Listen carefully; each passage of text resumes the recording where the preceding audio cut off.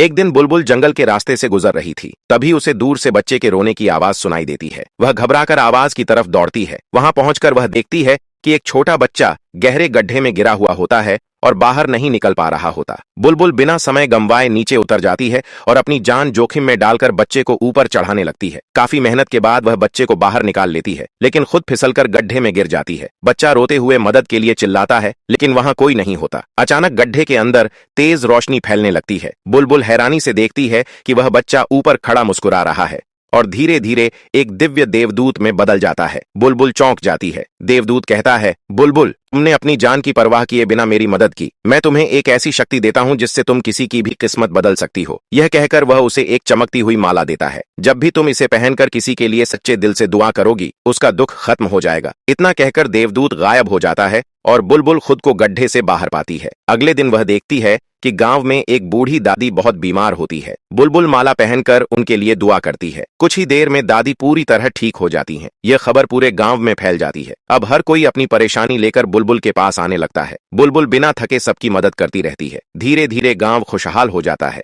लेकिन एक लालची आदमी यह सब देख रहा होता है। वह सोचता है, अगर यह माला मुझे मिल जाए तो मैं दुनिया का सबसे ताकतवर इंसान बन जाऊंगा। एक रात वह माला चुरा लेता है। वह माला पहनकर कहता है, मुझे दुनिया का सबसे अमीर और ताकतवर बना दो। अचानक आसमान काला हो जाता है और तेज गूंजती आवाज आती है, यह शक्ति सिर्फ दूसरों के लिए है, अपने लालच के लिए नहीं। अचानक उसका शरीर भारी होने लगता है और वह जमीन में धंसने लगता है। कुछ ही पलों में वह पूरी तरह पत्थर बन जाता है। सुबह जब बुलबुल को यह पता चलता है तो वह दुखी हो जाती है, लेकिन फिर भी लोगों की मदद करना नहीं छोड़ती। धीरे धीरे वह माला खुद ही गायब हो जाती है और बुलबुल समझ जाती है, सबसे बड़ी ताकत इंसान का दिल होता है। इसके बाद वह बिना किसी जादू के भी लोगों की मदद करती रहती है। लेकिन अफसोस, बुलबुल के लिए किसी ने लाइक और सब्सक्राइब नहीं किया।